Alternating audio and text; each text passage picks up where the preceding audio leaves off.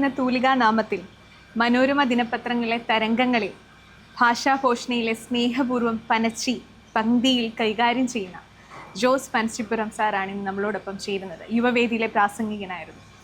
ഏറെ സന്തോഷം ഇവിടെ ആയിരിക്കുന്നതിൽ.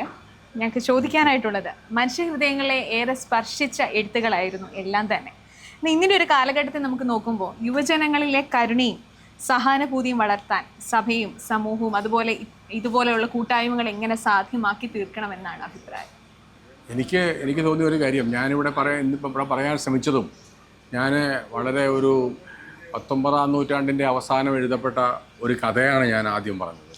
കാരണം ഒരു കനേഡിയൻ എഴുത്തുകാരി ലൂസി മോൺഗോമറി എന്ന് പറയുന്ന ഒരു എഴുത്തുകാരിയുടെ ഒരു കഥയാണ്. അത് പുതുവർഷത്തെ പറ്റിയാണ്, ഒരു പുതുവർഷ ഡിന്നറിനെ പറ്റിയാണ്. പക്ഷേ അതിൽ ഒരു വലിയ അനുരഞ്ജനത്തിൻ്റെ, ഒരു റിക്കൺസിലിയേഷൻ്റെ ഒരു വലിയ മെസ്സേജ് അതിലുണ്ട്.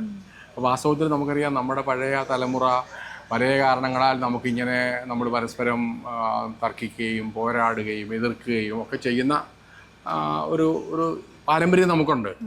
അപ്പോൾ അത് തിരുത്താൻ, അത് പുതുക്കിയെടുക്കാൻ കഴിയുന്നത് നമ്മുടെ പുതിയ കാലത്തെ നോക്കിക്കാണുന്ന, അല്ലെ പുതിയ കാലത്തിൻ്റെ സാഹചര്യങ്ങൾ മനസ്സിലാക്കുന്ന ചെറുപ്പക്കാർക്ക് തന്നെയാണ്. വാസ്തവത്തിൽ ഈ മരാമൺ കൺവെൻഷൻ പോലെയുള്ള വേദികളിലും അതിന് ഈ ചെറുപ്പക്കാർക്ക് അവസരം കിട്ടുന്നുണ്ട്, അല്ലെങ്കിൽ കിട്ടണം എന്നുള്ളതാണ് നമ്മുടെ ആഗ്രഹം. അതിന് കിട്ടുന്നുണ്ടെന്നാണ് എനിക്കിപ്പോൾ മനസ്സിലായത്. വാസ്തവത്തിൽ അത്തരത്തിലുള്ള ഒരു ഇനീഷ്യേറ്റീവാണ് ഇത്തരം വേദികളിൽ നിന്നും നമ്മൾ പ്രതീക്ഷിക്കുന്നത്. അതെ, യുവജനങ്ങൾക്ക് അവസരം നൽകുകയാണ് ഈ വേദിയിൽ ചെയ്യുന്നത്. അതെ അതെ, അങ്ങനെ ഒരു ഇനീഷ്യേറ്റീവ് സഭ എടുക്കുന്നത് ഏറെ അഭിമാനമാണ്. തീർച്ചയായും അതെ. കാരണം നമുക്കറിയാം, നമ്മൾ വളരെ ഭൗതികമായ വിജയങ്ങളെ പറ്റിയൊക്കെ നമ്മളെപ്പോഴും പറയുകയും അഭിമാനം കൊള്ളുകയും ചെയ്യുമ്പോഴും അതിൻ്റെയൊക്കെ അടിത്തട്ടിൽ ഒരു തരത്തിൽ പറഞ്ഞാൽ ഒരു സ്പിരിച്വൽ കാഴ്ചപ്പാടുണ്ട്. കാരണം അത് നമ്മൾ പഠിച്ചിട്ടുള്ള സ്പിരിച്വാലിറ്റി അല്ലെന്നുള്ളതേ ഉള്ളൂ.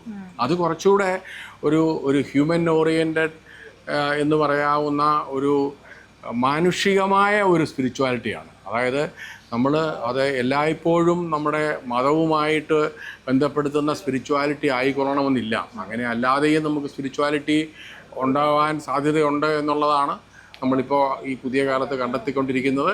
അതിന് മരാമൺ കൺവെൻഷനെ പോലുള്ള വേദികളിലൂടെ അതിൻ്റെ കൂടെ നിൽക്കുന്നത് തീർച്ചയായും നല്ലത് തന്നെയാണ്. Thank you sir. Thank you.